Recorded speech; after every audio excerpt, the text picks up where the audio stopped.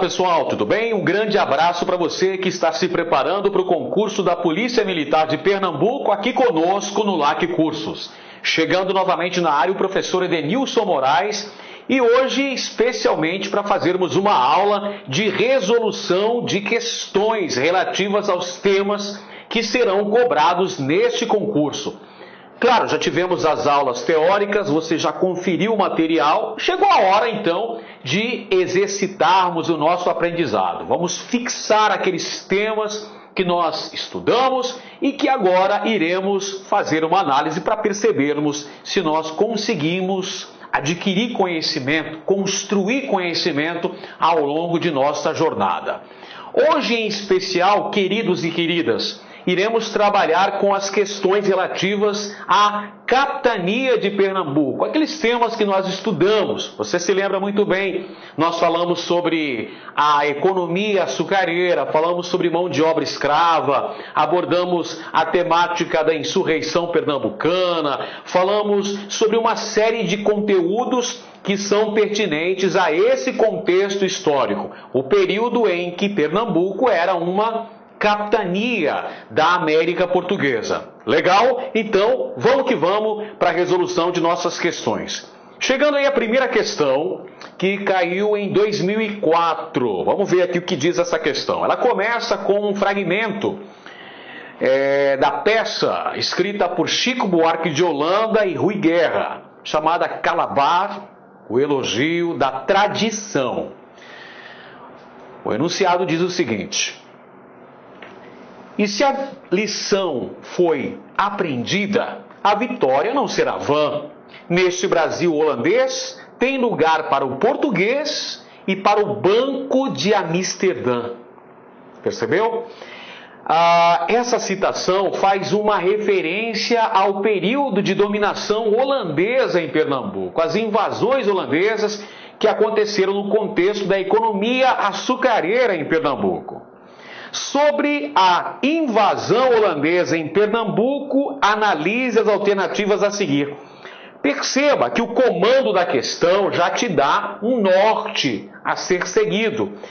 O comando da questão é essencial para que você perceba o que é que está sendo cobrado especificamente nesta questão. Ela diz: sobre a invasão holandesa em Pernambuco, analise as alternativas a seguir. Vamos ver então as alternativas. Primeiro item vai aparecer agora. Durante o governo de João Maurício de Nassau, a Companhia das Índias Ocidentais concedeu crédito aos senhores de engenho, destinado ao reaparelhamento dos engenhos, à recuperação dos canaviais e à compra de escravos. Pessoal, esse item, esta afirmação, fala sobre o governo de Maurício de Nassau, que foi um governante, representante da Companhia das Índias Ocidentais, a VIC, que administrou o território da chamada Nova Holanda, que era Pernambuco, durante a dominação holandesa. Maurício de Nassau foi um brilhante administrador da VIC, da Companhia das Índias Ocidentais, em terras pernambucanas. Durante sua administração, ele concedeu vultosas quantias destinadas ao reaparelhamento dos engenhos, à recuperação dos canaviais e, principalmente, à compra de novos contingentes de africanos escravizados. Portanto, essa afirmação está verdadeira. Vamos então para a segunda afirmação. O empenho da burguesia holandesa em romper o bloqueio econômico imposto por Filipe II tinha a finalidade de fundar no Brasil uma colônia de povoamento para abrigar os calvinistas e interromper a produção de açúcar no Nordeste brasileiro. Ora, meus amigos, essa afirmação está incorreta, na medida em que o objetivo da Companhia das Índias Ocidentais que promoveu a invasão do território de Pernambuco era recuperar os investimentos feitos na economia açucareira, restabelecer o comércio com o açúcar produzido na América Portuguesa, notadamente em Pernambuco. Não era estabelecer uma colônia de povoamento para calvinistas holandeses, e muito menos era interromper a produção de açúcar. Era retomar a produção de açúcar, retomar o comércio açucareiro impedido por conta deste bloqueio imposto pelos reis da dinastia Habsburgo da Espanha. Portanto, afirmação falsa, incorreta. Vamos ver então a terceira afirmação, que diz o seguinte: o governo de Nassau urbanizou o Recife, providenciou a construção de pontes e de obras sanitárias, dotou a cidade de um jardim botânico, de um jardim zoológico e de um observatório astronômico. Pessoal, mais uma afirmação verdadeira aí. Como dissemos, João Maurício de Nassau teve uma grande administração à frente do Brasil holandês. Promoveu uma série de melhoramentos urbanos em Recife. Drenou pântanos, fez calçamento de ruas, construiu jardim botânico, museus, jardim zoológico, observatório astronômico. Portanto, afirmação verdadeira. E o item 4, o movimento denominado Batalha dos Guararapes teve início com a chegada ao Brasil do conde Maurício de Nassau, nomeado governador-geral do Brasil holandês. Vamos observar esse item com atenção.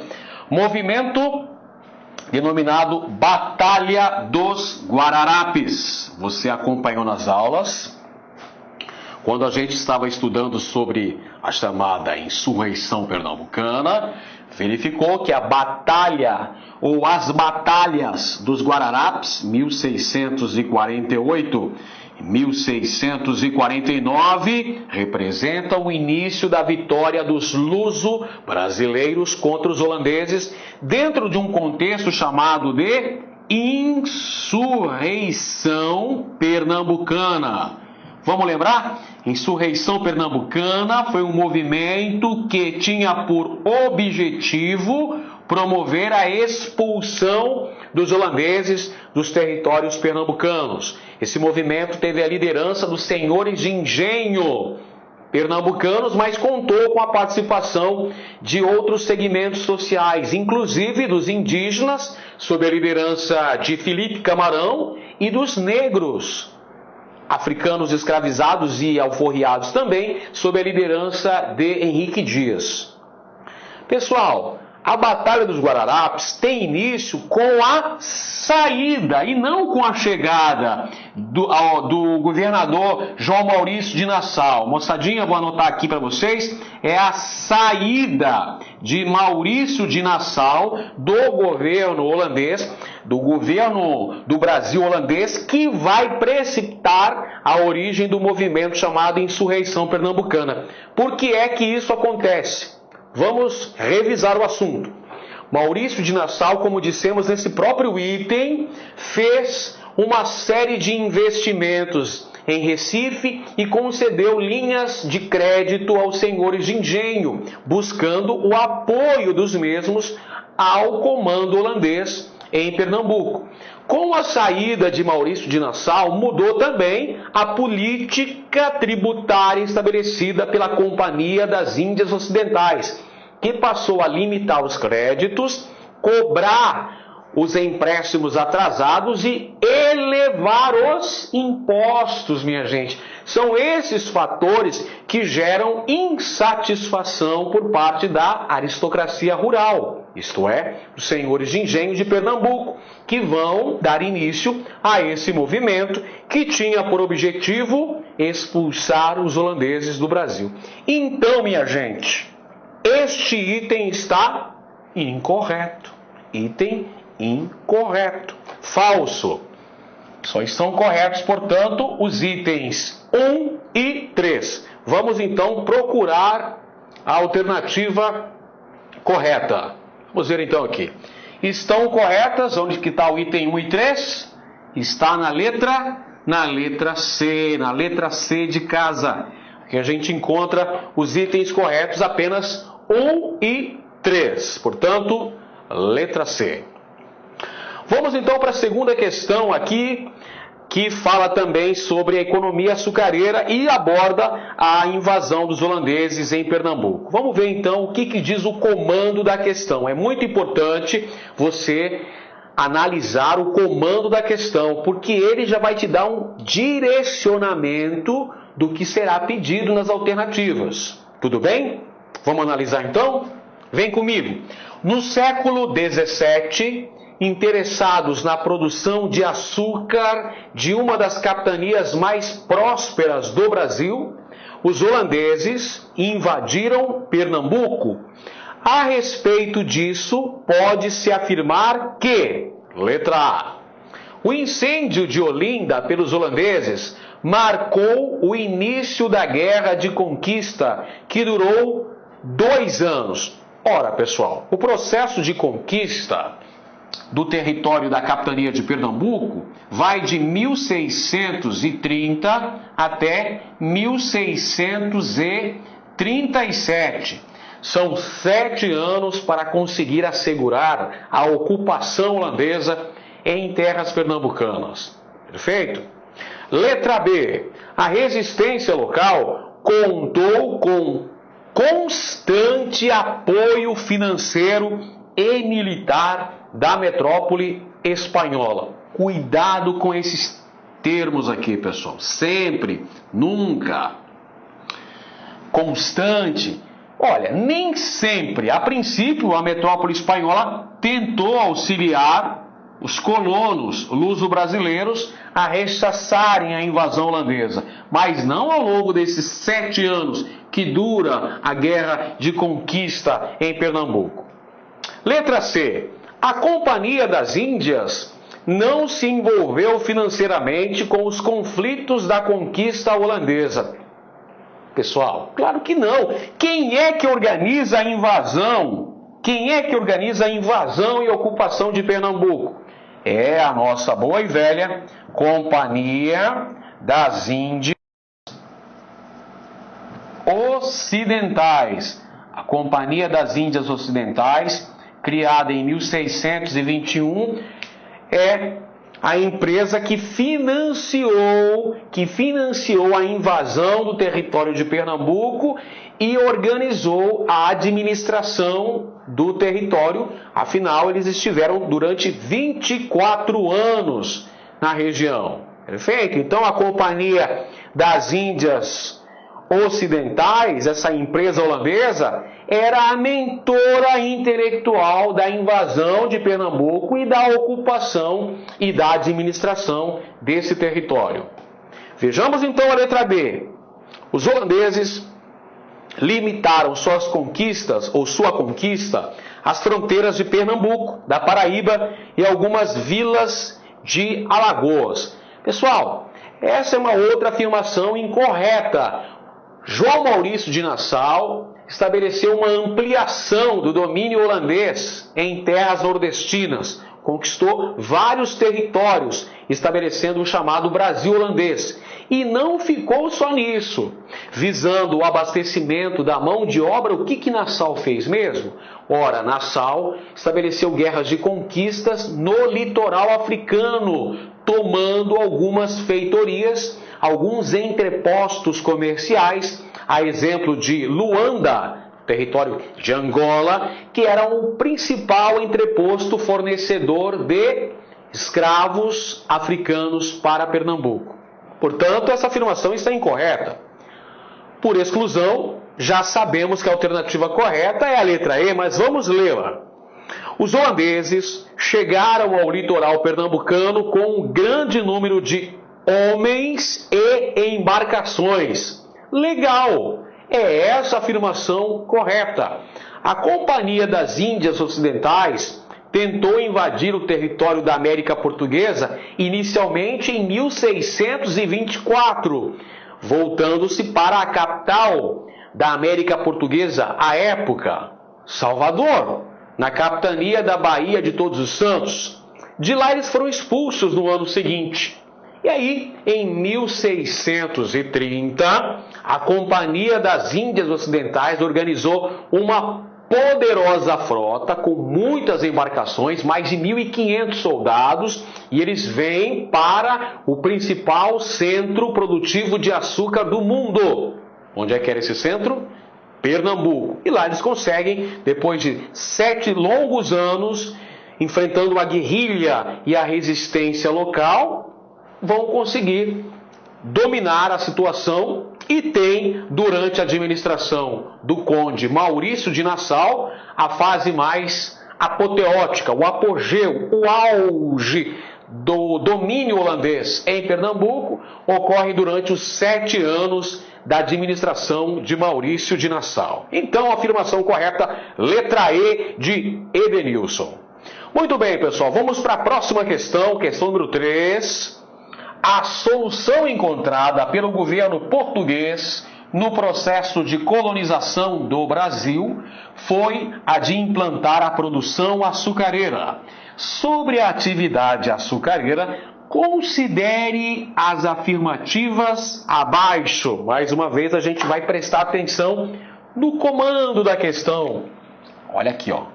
Produção açucareira. O comando da questão já está nos dizendo que vai falar sobre a economia açucareira, que foi a atividade escolhida pelo governo português para dar início a uma colonização de fato do Brasil. Vamos ver então.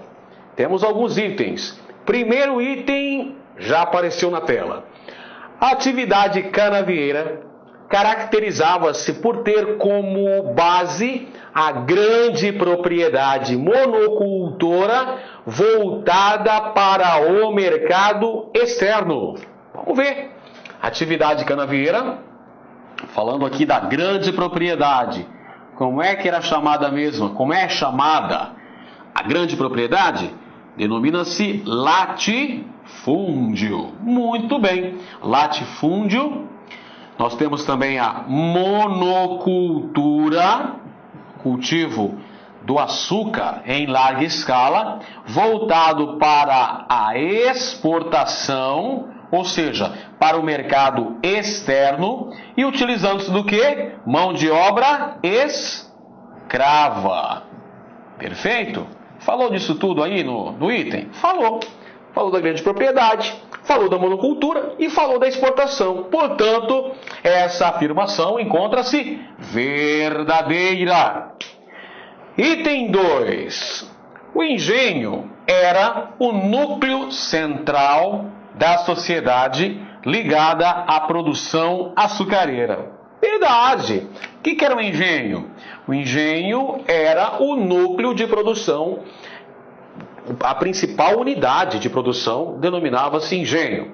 No engenho tinha a casa grande, a residência dos senhores, tinha os mocambos, onde moravam os trabalhadores livres, a senzala, onde os escravos ficavam confinados, as plantações de açúcar, casa de purgar, moenda, caldeira, capela. Eram todos esses elementos que constituíam a grande propriedade rural de produção açucareira, denominada engenho. Portanto, afirmação correta.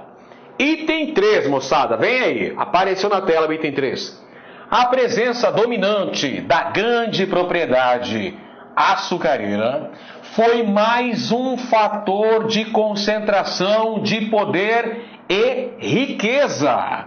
Verdade essa afirmação. Quem que eram os proprietários do engenho? Eram chamados de senhores de engenho.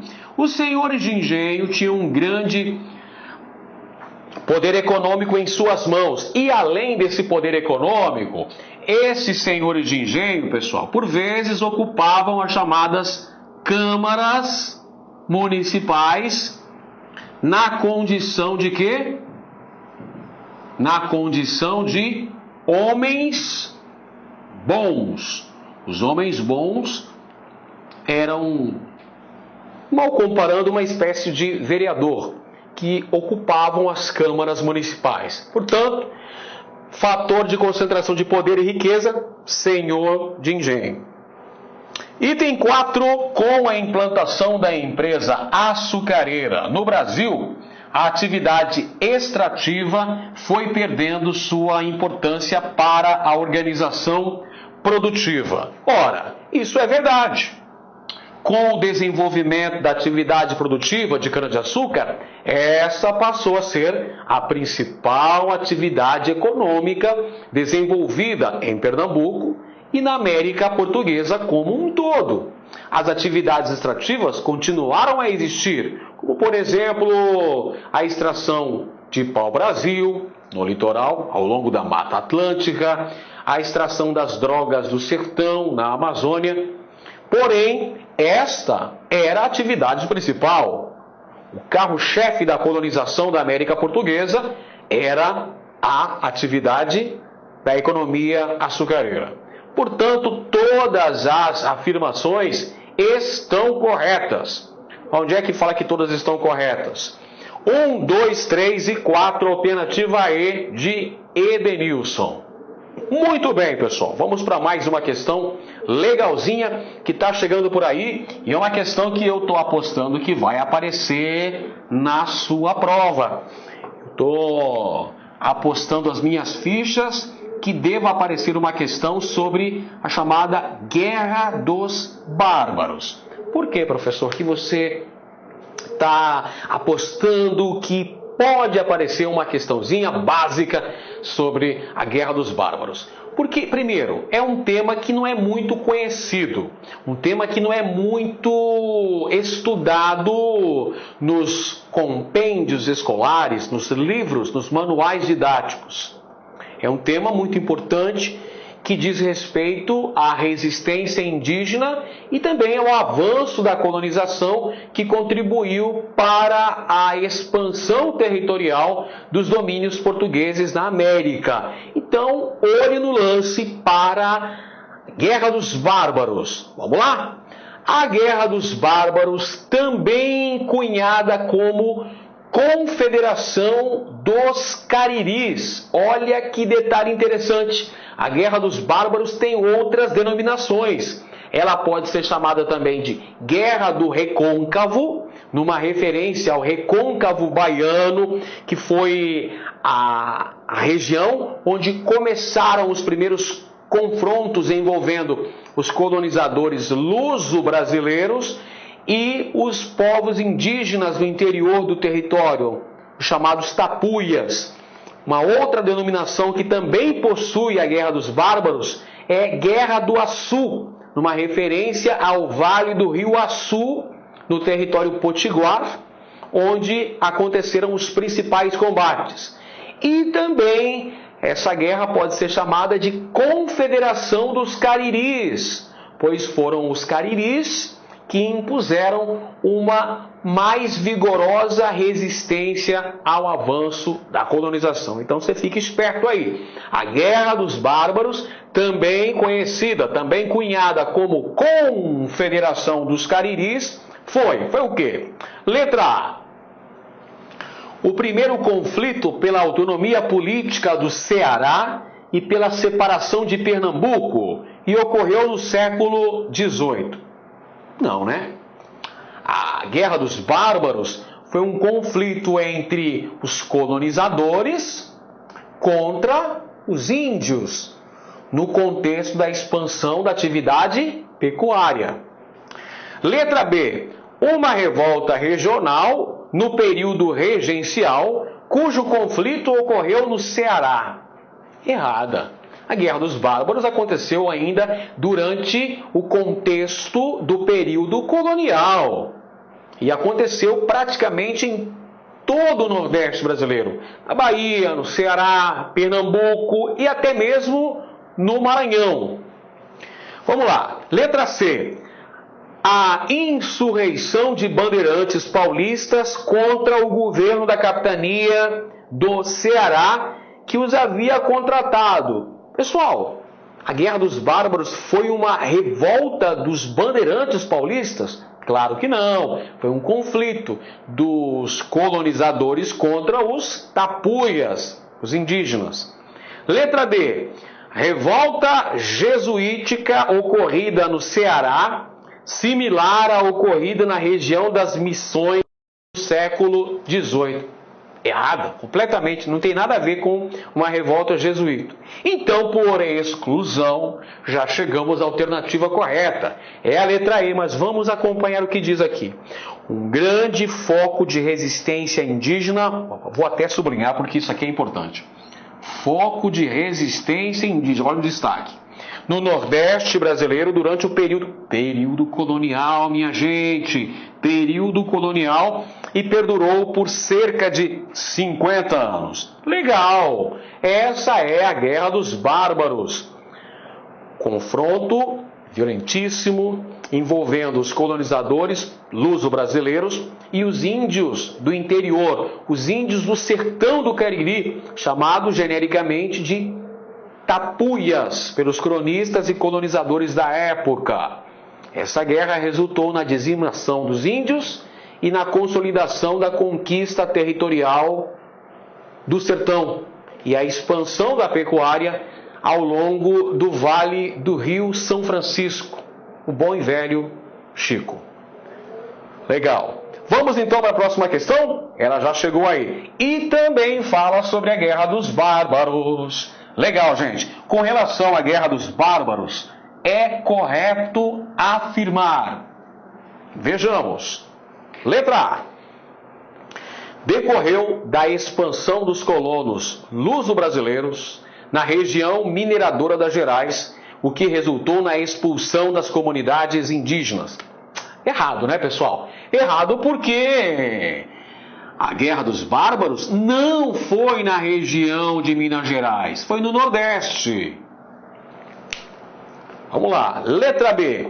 Foi um conflito envolvendo luso-brasileiros e comunidades indígenas do interior do Nordeste, durante a expansão das frentes pecuaristas em fins do século XVII e inícios do século XVIII. Legal! Essa é a afirmação correta. Beleza! Guerra dos Bárbaros, conflito dentro do contexto da expansão da pecuária. De um lado os colonizadores, de outro lado os índios que queriam preservar suas terras. Resultou na dizimação desses povos indígenas e na consolidação da ocupação desse território, bem como da atividade da pecuária. Legal! Mas só por desencargo de consciência, é bom a gente olhar para as outras alternativas. Já sabemos que a alternativa correta é a letra B, de Brasil, mas vamos analisar as outras alternativas aí para a gente ter uma noção completa do que falou. Letra C, resultou da expansão portuguesa no litoral atlântico durante o estabelecimento dos primeiros núcleos povoadores nas primeiras décadas do século XVI. Errada. Esses primeiros núcleos povoadores no século XVI ainda eram na região do litoral brasileiro. Você pode perceber que as capitais nordestinas estão no litoral. Por que razão? Ora, porque foi justamente no litoral onde se iniciou o processo de colonização da América Portuguesa. E os primeiros contatos ali, a princípio foram amistosos com os povos indígenas. Depois começam os movimentos belicosos. Quando os índios perceberam que os portugueses iriam tomar suas terras, eles vão reagir. E esses índios serão, de uma forma geral, exterminados. Via de regra, esse é o caminho que os índios vão ter que seguir. Perfeito? Letra D, foram embates constantes entre as comunidades tupis e tapuias no litoral atlântico durante a colonização portuguesa no século XVI. Não, a afirmação correta, como sabemos, Guerra dos Bárbaros, conflito violentíssimo envolvendo os colonizadores e os índios tapuias. Letra B, B de Brasil. Vamos para mais uma questão. Mais uma questão da nossa banca, hein? Fica atento para essas questões que são da nossa banca examinadora para o concurso da Polícia Militar de Pernambuco. Você já vai percebendo qual é a técnica utilizada por essa banca, quais são os temas principais, de que maneira é dado o enfoque para os temas cobrados nas questões. Por exemplo, na questão meia dúzia, que diz assim: as relações entre ameríndios e europeus na América Portuguesa, desde o século XVI, se caracterizaram como um dos elementos de formação da organização social do Brasil. Sobre esta realidade é correto afirmar. Legal. Vamos perceber, primeiramente, analisando aqui o nosso enunciado e o comando da questão, vamos tentar perceber o que é que a banca está nos cobrando, o que é que ela quer saber. Ela está falando aqui sobre relações envolvendo ameríndios e europeus. Os europeus são os colonizadores. Quem foram eles? Os portugueses, via de regra, mas os holandeses também estiveram em solo pernambucano. Você se lembra que ocorreu a dominação holandesa durante 24 anos. Desde o século XVI, está falando aqui o nosso enunciado. Um dos elementos, olha aqui, formação da organização social do Brasil. Então é sobre essa temática que a gente deve pautar a nossa análise.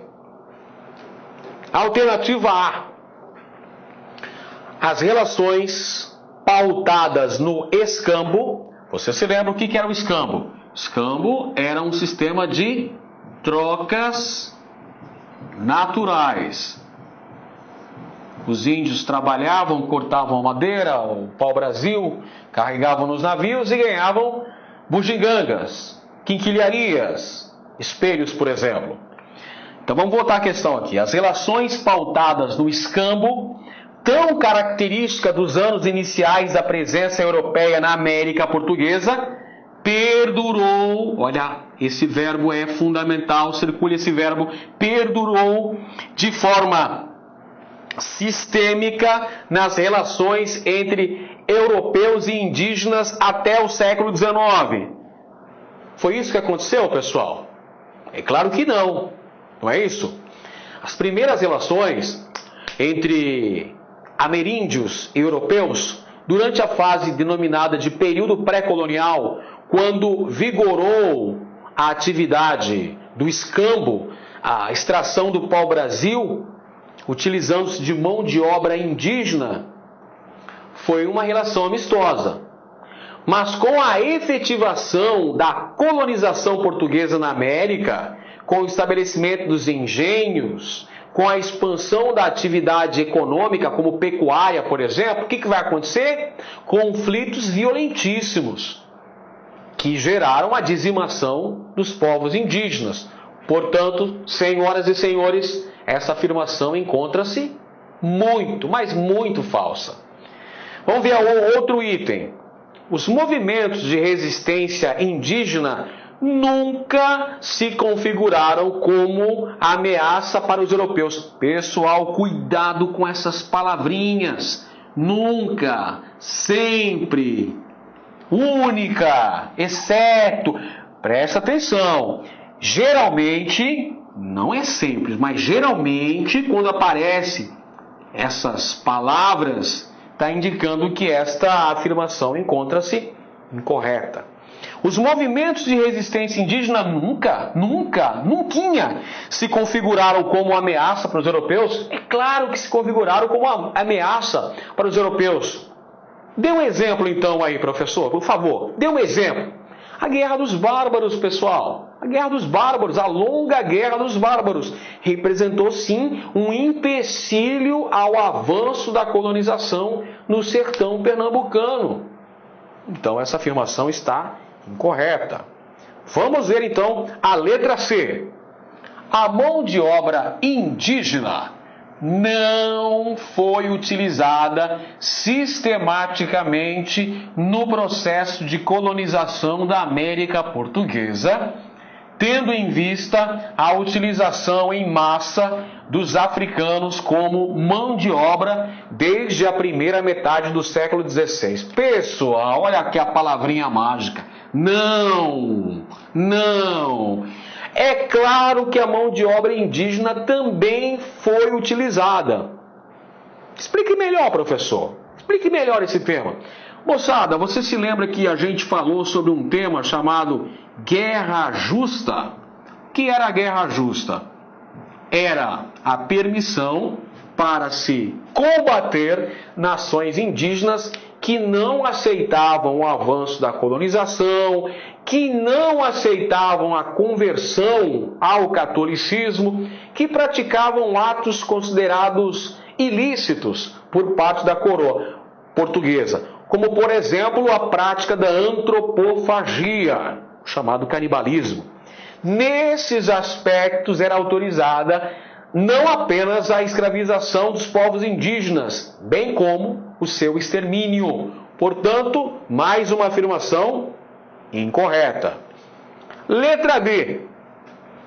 A Guerra dos Bárbaros, ocorrida entre os séculos 17 e 18, foi um dos capítulos das tensões entre os índios e a coroa portuguesa no período colonial.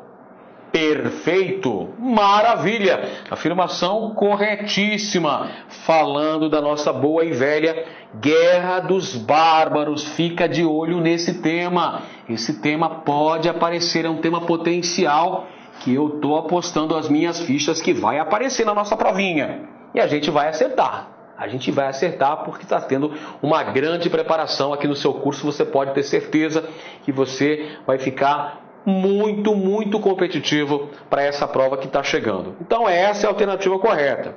Ainda tem a letra E, que diz assim: diferentemente do que se deu na América Espanhola, não, olha a palavrinha de novo, não há registros de movimentos de resistência indígena na América Portuguesa. Para com isso! Vários movimentos ocorreram na América Portuguesa, movimentos de resistência indígena. A Confederação dos Tamoios, por exemplo, no Rio de Janeiro, a Guerra Guaranítica, que aconteceu no sul da colônia, e a boa e velha Guerra dos Bárbaros no sertão nordestino. Tá aí, pessoal, a alternativa correta já apareceu na tela. Letra E de dado. Muito bem, vamos para a próxima questão, agora abordando uma outra temática muito importante, que eu também acredito que deva cair na nossa prova para o concurso da Polícia Militar de Pernambuco, que é referente à Guerra dos Mascates. Olha aí, a Guerra dos Mascates. Importante capítulo da história pernambucana. Então, provavelmente não vai ficar de fora da nossa prova. Lembrando, Guerra dos Mascates, confronto político envolvendo Olinda e Recife. De um lado, senhores de engenho de Olinda, de outro, comerciantes portugueses de Recife. Vamos lá então, pessoal. Letra A. Fala que a Guerra dos Mascates foi uma luta entre paulistas e portugueses para se obter o controle da região mineradora. Não. Afirmação incorreta, porque esta frase faz uma referência à chamada Guerra dos Emboabas, que é outra revolta nativista que aconteceu aqui no Brasil durante o período colonial, em Minas Gerais, mas que não diz respeito ao nosso curso em especial. A gente está estudando História do Brasil com enfoque na história pernambucana. Então, essa afirmação está incorreta. Guerra dos Mascates, vamos lembrar, confronto entre a vila de Olinda e o povoado de Recife, que havia se emancipado em 1709, tornando-se vila também. Vamos lá. Letra B, rebelião colonial, motivada pelas dificuldades econômicas da empresa açucareira e pela crise de mão de obra que a Companhia Geral de Comércio do Estado do Maranhão não conseguiu solucionar. Bem, esta frase faz referência a um outro movimento nativista acontecido nesse contexto histórico, isso aqui foi no século XVII. É a chamada Revolta de Beckman. Revolta de Beckman, que aconteceu na capitania do Maranhão. Vamos que vamos. Letra C. A luta dos baianos para romperem com a dominação portuguesa e proclamarem uma república democrática. Pessoal, nada a ver com Guerra dos Mascates. Esse movimento mencionado na alternativa C faz uma referência à Conjuração Baiana, que foi um movimento emancipacionista que aconteceu no ano de 1798 na capitania da Bahia. Nada tem a ver com a Guerra dos Mascates. Letra D, pessoal. Conflito entre senhores de engenho de Olinda e os comerciantes portugueses do Recife, tendo como estopim a autonomia administrativa pretendida por Recife, que havia sido elevada à condição de vila por uma carta régia de 1709. Legal! Descobrimos a alternativa correta. É a letra D, pessoal. E ainda tem a letra E, rebelião olindense, organizada pelos alfaiates contra a opressão colonial. Falsa, não tem nada a ver. Guerra dos Mascates, confronto Olinda contra Recife. Terminou com vitória de quem? Vitória de Recife, que posteriormente tornou-se capital de Pernambuco. Olha aí. A alternativa correta está na sua tela. Letra D. Letra D, alternativa correta. Muito bem. Pessoal, essas questões aí são fundamentais. Você dá uma revisada no material para ficar muito bem instrumentalizado e não vai cair em pegadinha. De forma alguma, você vai conseguir um excelente desempenho. Se depender de mim, você vai gabaritar na sua prova, na parte de História. Muito bem, mais uma questão da nossa banca, o PENET, 2010, falando sobre a Guerra dos Mascates. Olha lá. Atenção para o enunciado. Vamos analisar. A Guerra dos Mascates, nos primórdios do século XVIII, marcou o processo de decadência política de Olinda dentro da conjuntura do Pernambuco colonial.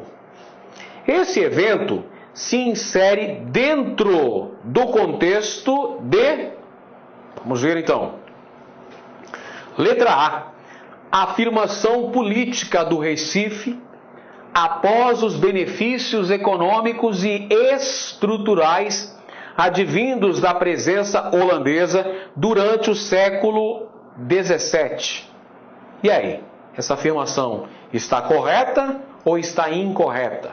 Pessoal, o Recife, você se recorda muito bem de nossas aulas, quando esteve sob dominação holandesa, quando esteve sob administração de Maurício de Nassau, recebeu grandes investimentos urbanísticos, tornou-se um povoado bastante desenvolvido.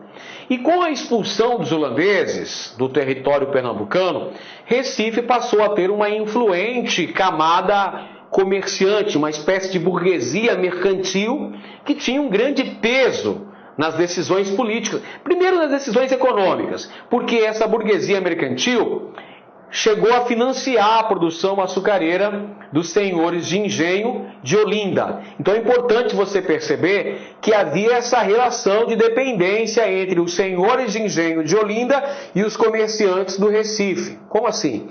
Os senhores de engenho de Olinda eram devedores dos comerciantes portugueses, que por sua vez eram credores. Perfeito? Os comerciantes portugueses do Recife desejavam também um maior peso nas decisões políticas. Por isso que eles vão pedir uma participação na Câmara Municipal de Olinda, inicialmente, e depois eles vão solicitar junto à Vossa Alteza, o Rei de Portugal, a emancipação política de Recife, que deixa de ser um povoado e passa a ter status de vila com a Carta Régia de 1709. O que é que os comerciantes portugueses do Recife desejavam?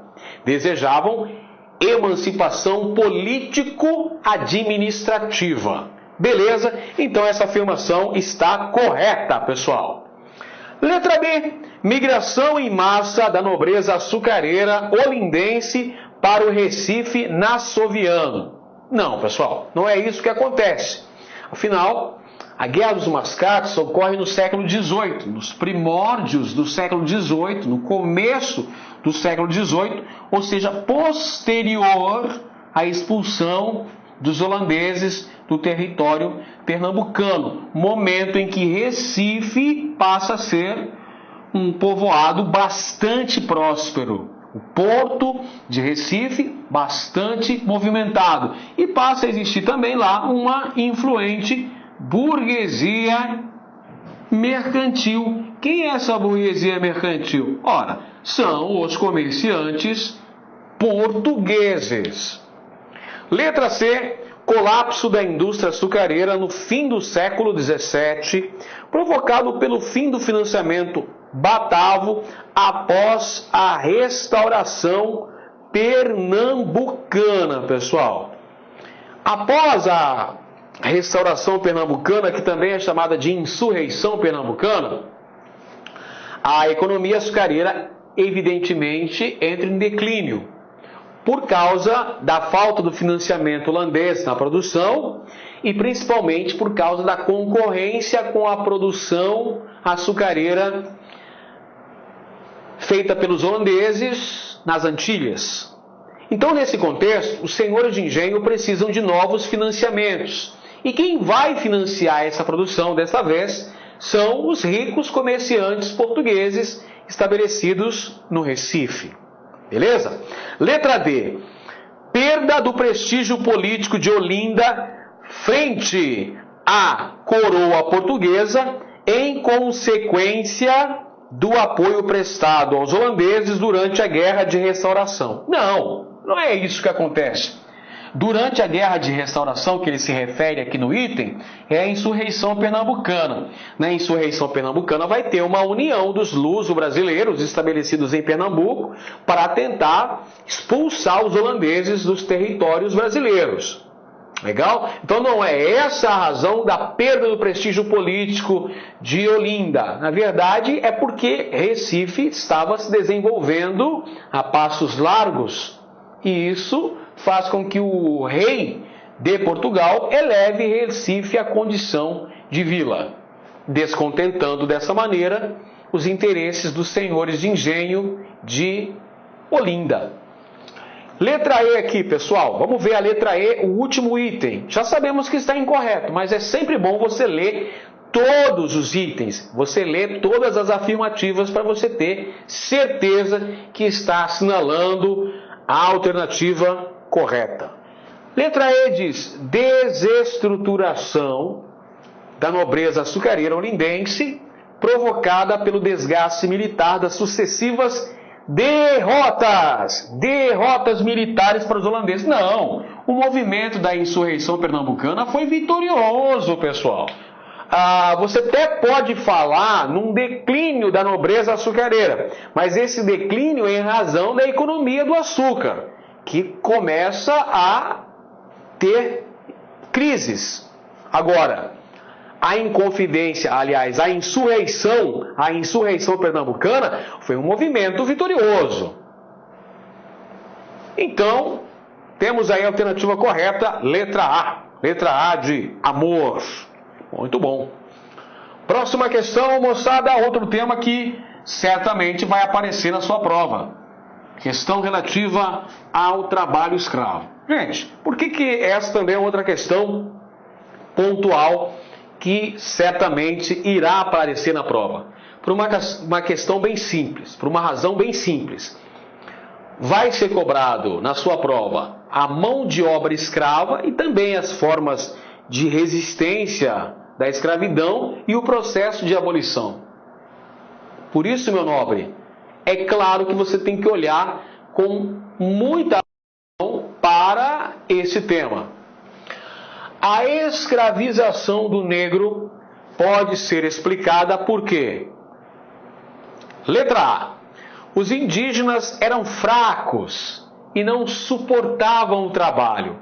Bom, você já percebeu que essa questão aborda a razão pela utilização do trabalho escravo de negros africanos. Então, quer razões, buscar razões para a introdução da mão de obra compulsória. Mão de obra escrava. Pronto, está aqui. Os indígenas eram fracos e não suportavam o trabalho? Claro que não, né, pessoal? Isso é uma visão do senso comum, poxa vida. Essa é uma visão calcada em preconceitos. Não é essa a razão. Os índios, os ameríndios, os povos indígenas, não se adaptaram muito bem ao trabalho agrícola por uma questão cultural e não por uma questão física, vamos dizer assim. Letra B. A igreja considerava legítima e o tráfico negreiro era altamente lucrativo. Opa, chegamos aqui à nossa afirmação correta. Primeiro, pessoal, a Igreja Católica Apostólica Romana era contra a escravização indígena, queria catequizá-los. E em relação à escravização africana? A igreja legitimava. Outro aspecto, o tráfico negreiro, isto é, a transmigração forçada de milhões de africanos para as Américas, se tornou uma das principais atividades econômicas que sustentou a política mercantilista portuguesa. Uma atividade extremamente rentosa. Verdade. Afirmação correta, letra B. Letra C. Os indígenas fugiam para as missões. Não é essa a razão. D. Os negros eram mais saudáveis que os indígenas. O negro era mais forte, talhado para o trabalho pesado, preparado fisicamente para essas ações. Claro que não, pessoal. Essa é uma visão extremamente preconceituosa.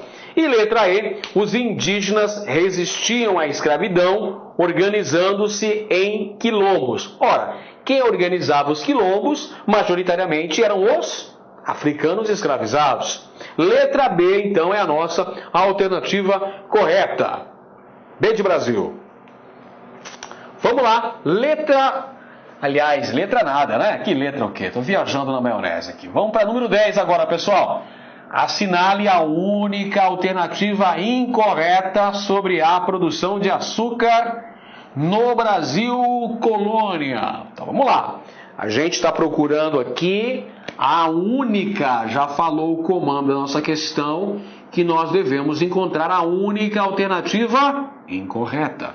A única alternativa incorreta referente à produção de açúcar no Brasil colônia. Alternativa A. Os holandeses financiavam, transportavam e refinavam e ainda revendiam o açúcar do Brasil na Europa.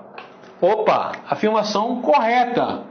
Dentro da produção açucareira, os holandeses tinham um papel relevante, financiavam a produção, transportavam o produto para a Europa, lá o refinavam e o distribuíam. Letra B, a produção açucareira era, atenção, na sua maior parte destinada ao comércio interno. Vamos analisar. Tá aqui, ó. Maior parte. Sempre legal você ir sublinhando, você ir circulando as palavras ou os termos chaves que aparecem na alternativa. Isso ajuda bastante na resolução. A produção açucareira era, na maioria, consumida aqui dentro de Pernambuco? Claro que não. A maioria dessa produção visava o quê? Mercado externo, pessoal. Destino, Europa. Não era para consumo interno, era consumo no mercado europeu. Portanto, afirmação incorreta. Já encontramos a alternativa que estávamos procurando. Estávamos procurando a alternativa incorreta. É essa a incorreta, mas a gente sabe como é, não é mesmo? A gente, para desencargo de consciência, não pode ficar com a cuca pesada, à noite tem que colocar a cabeça no travesseiro com muita consciência, não é mesmo? Por isso vamos analisar as outras. A atividade açucareira era monocultora, baseada no trabalho escravo e utilizando grandes latifúndios. Verdade. Você lembra das características básicas da produção açucareira no Brasil? Grandes propriedades, os latifúndios, mão de obra escrava, monocultura, agroexportação. Verdade, então, a letra C. Alternativa D. A sociedade açucareira foi patriarcal. Você lembra disso? A gente estudou na nossa primeira aula, aliás, na nossa segunda aula, onde a gente falou sobre a capitania de Pernambuco. A gente falou sobre a sociedade colonial em Pernambuco. Sociedade, basicamente, patriarcal, marcada por um grande imobilismo social. A sociedade açucareira foi patriarcal, ou seja, a autoridade do senhor de engenho era absoluta. Legal, verdade. Então a única afirmação incorreta é a letra B de bola, ou B de Brasil. Muito bem, chegamos então à nossa derradeira questão, que fala sobre colonização portuguesa no Brasil, vai falar sobre produção açucareira. Mais um tema legalzinho que a gente vai dar um enfoque todo especial na nossa aula de resolução de questões relativas à capitania de Pernambuco. A base da colonização portuguesa no Brasil foi a produção de cana-de-açúcar em grandes propriedades destinada à exportação. Quais grupos abaixo fizeram parte da sociedade açucareira? Olha aí, pessoal, sociedade colonial açucareira. Outro tema importante para nossa prova. Senhores feudais e servos? Opa, nada a ver, né? Isso aqui tem a ver com o feudalismo, lá na Europa medieval. Não tem a ver com Pernambuco colonial. Senhores de engenho e trabalhadores assalariados. A maioria dos trabalhadores no engenho colonial eram livres e assalariados? Claro que não, a maioria eram escravizados. Senhores de engenho e escravos africanos. Ok, chegamos à nossa questão, na alternativa verdadeira, a alternativa correta. Senhores de engenho e escravos são os dois principais polos da sociedade colonial açucareira. No ápice da pirâmide, os senhores de engenho, os donos de terras e de escravos, que tinham um poder econômico e um poder político em suas mãos. E a grande massa, a maioria da população, formada por africanos escravizados. Na letra D tem empresários e camponeses. Que viagem. A alternativa correta, portanto, letra C, de correto, de certo. Essa é a nossa alternativa correta e com ela a gente vai... Ah não, tem mais uma ainda. Tem mais uma. tem um bônus, olha que legal. Temos mais uma questão aqui, uma questão bônus que a gente vai fazer, que diz assim, olha, em 1637, essa data eu vou circular porque aí eu tenho o contexto histórico do que será abordado na questão. Chegou a Pernambuco Maurício de Nassau, vou circular também Nassau, pretendendo pacificar a região e governar com a colaboração dos luso-brasileiros. Olha aqui, colaboração dos luso-brasileiros.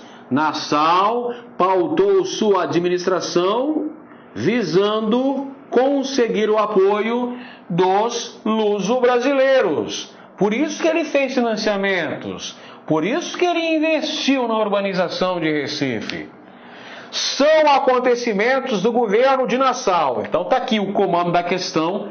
Governo de Nassau. João Maurício de Nassau governou o Brasil holandês de 1637 até 1644.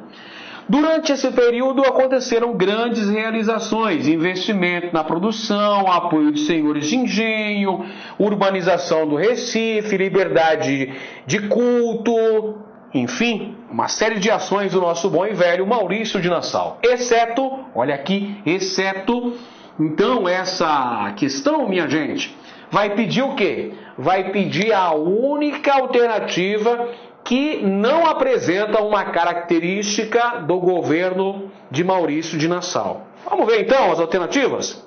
Letra A, ela vem aí. A alternativa A diz que Nassau investiu em obras urbanas e estimulou a vida cultural nos domínios holandeses no Brasil. E aí? Está correta ou está incorreta? É por sua conta e risco, hein? É claro que está correta, pode ficar tranquilo. Essa afirmação está verdadeira. Maurício de Nassau fez grandes investimentos, grandes obras urbanas, drenou pântanos, fez calçamento de ruas, instalou jardim botânico, jardim zoológico, laboratório astronômico, trouxe pintores renascentistas holandeses, como Frans Post e Albert Eekhout, para a Nova Holanda, que era o Brasil holandês, Pernambuco. Verdade, essa afirmação é verdadeira. Lembra que a gente está procurando uma afirmação falsa, uma exceção em relação às ações de Maurício de Nassau em Pernambuco. Vamos lá para a letra B. Nesse governo, a Companhia das Índias Ocidentais concedeu créditos aos senhores de engenho para o reaparelhamento das propriedades, a recuperação dos canaviais e a compra de escravos com o objetivo de reativar a produção açucareira. Legal, legalzinho, tudo tranquilo, tudo favorável. Certíssima essa afirmação. São realmente ações empreendidas por Maurício de Nassau. Letra C, ela vem aí. A cidade do Recife foi beneficiada com a construção de casas, pontes e obras sanitárias, sendo criada também a cidade Maurícia. Legal, verdade. Maurício de Nassau fez grandes investimentos no Recife, tornou-se um povoado próspero e no futuro virou uma vila e virou a capital de Pernambuco também.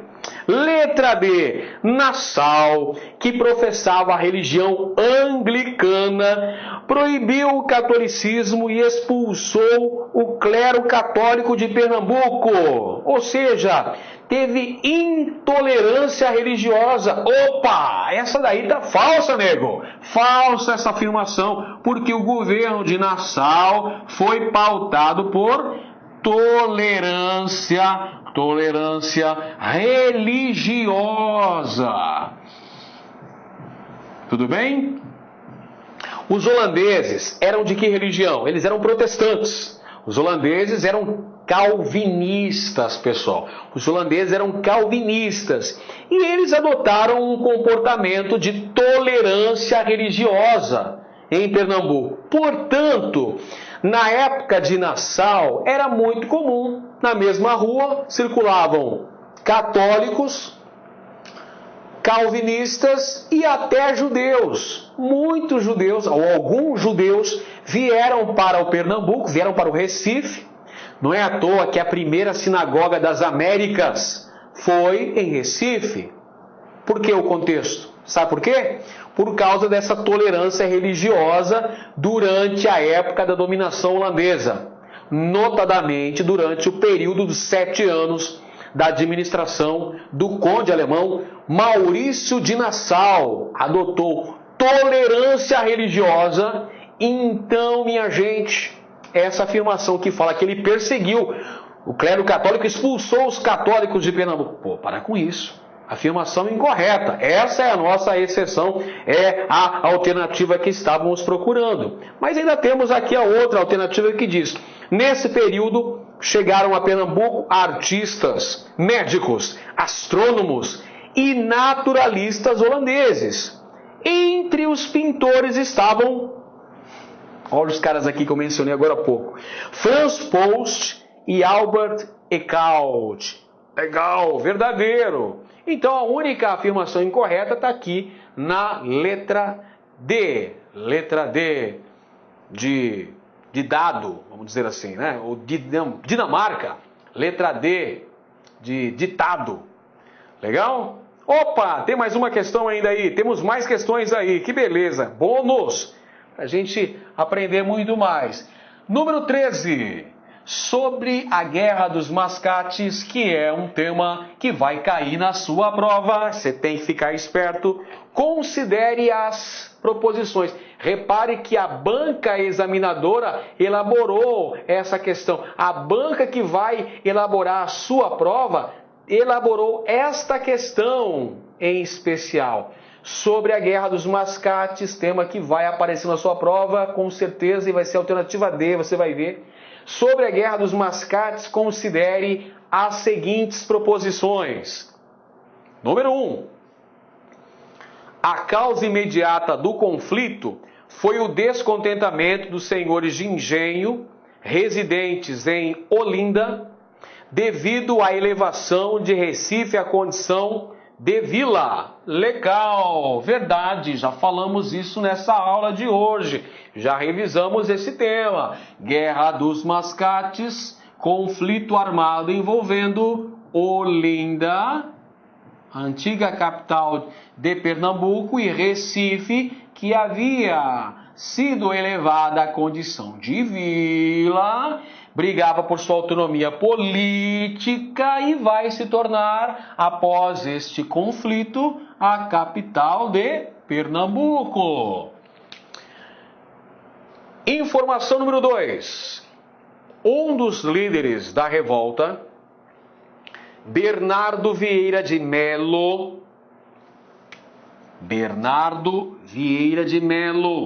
senhor de engenho de Olinda, pessoal, chegou a sugerir, olha só, foi uma sugestão, chegou a sugerir que Pernambuco se separasse de Portugal e adotasse a República como regime de governo. A princípio, essa ideia aconteceu, mas ela foi considerada muito à frente do tempo. Foi considerada um exagero, mas existiu essa sugestão no princípio da revolta. Verdade, verdade, verdade. Item 3. Para acabar com a disputa, o rei Dom João V, era o rei de Portugal da época, o rei que elevou Recife à condição de vila. Dom João V. Dom João V nomeou Bernardo Vieira de Melo presidente da província, elevou a cidade de Olinda e submeteu a vila do Recife ao administrador olindense. Falsa afirmação, pessoal. Veja, Bernardo Vieira de Melo era um líder olindense do grupo dos senhores de Engenho. Portanto, estava contra as determinações do rei de Portugal. O rei de Portugal em questão, que eu falei para vocês, o Dom João V, ele promoveu a Carta Régia que elevou Recife à condição de vila, isso em 1709. Então você acha que o rei de Portugal, que elevou Recife à condição de vila, iria nomear o principal opositor a essa Carta Régia para o cargo de presidente da província? Primeiro que não era nem província ainda, né? Era capitania. Está errado esse conceito aqui, ó. Olha só. Esse conceito é incorreto. Era capitania. Capitania de Pernambuco, não era província ainda. Afirmação completamente esdrúxula. Risca do mapa, essa está incorreta. Item 4. O governador Sebastião Castro e Caldas, tomando partido dos recifenses que queriam se ver livres da tutela de Olinda, mandou levantar um pelourinho no Recife, elevando a cidade à categoria de vila independente com um governo municipal próprio. E aí, essa afirmação é correta ou não? É correta, pessoal. Esse aqui é o estopim para o início da Guerra dos Mascates. É quando o governador da capitania de Pernambuco, obedecendo lá a determinação da Carta Régia de Dom João V, que determinou a elevação de Recife à condição de vila, mandou construir, mandou erigir o pelourinho, o símbolo da autonomia política administrativa de Recife, e mandou instalar a Câmara Municipal, mostrando que Recife passava a ser uma vila independente da ingerência de Olinda. E esse é o fator que vai deflagrar os primeiros confrontos. Tanto é que os senhores de engenho de Olinda vão organizar uma expedição militar que invade Recife e derruba o pelourinho. Derruba o pelourinho de Recife. Então estão corretas os itens. Vamos lá. Estão corretos os itens 1, 2 e 4, né? São as afirmativas corretas. Os itens 1, 2 e 4 são as afirmações corretas. Então onde é que está? Está na letra B de Brasil. Essa é a nossa alternativa correta.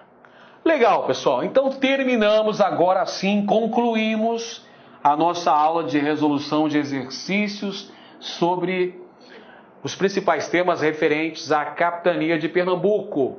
Faça a revisão do conteúdo, refaça essas questões para que você possa ficar muito bem preparado e possa ter um grande desempenho na sua prova e com certeza conseguir a sua tão sonhada aprovação no concurso da Polícia Militar de Pernambuco. Um grande abraço para todo mundo e até a próxima aula. Te vejo logo mais. Valeu, pessoal!